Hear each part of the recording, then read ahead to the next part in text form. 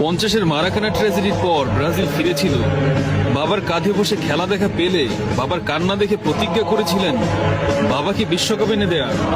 ছেলে শুধু প্রতিজ্ঞাই রাখেনি, বিশ্বকাপের ট্রফিটাই একেবারে নিজের সম্পত্তি করে বাবার জন্য নিয়ে এসেছিল ব্রাজিলে।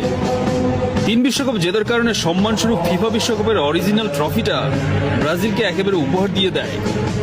বর্তমানে বিশ্বকাপ ট্রফির যে রূপ, এটা মূলত এসেছে ব্রাজিলের কারণেই। 58 বিশ্বকাপ জয়ের পর আর পেছনে ফিরে তাকাতে হয়নি ব্রাজিলকে।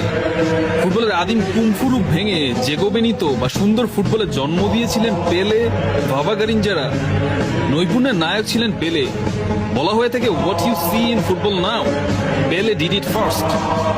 উরুগুয়ের প্রথম 2টা বিশ্বকাপ জিতলেও ল্যাটিন আমেরিকান ফুটবল পৃথিবীতে আলাদা জায়গা করে নিয়েছিল মূলত ব্রাজিলের এই সুন্দর ফুটবলের কারণে। 70-এ ব্রাজিল বনাম ইটালির যে ফাইনাল হয়েছিল, এখন পর্যন্ত ফুটবল বিশ্বকাপের সেরা ফাইনাল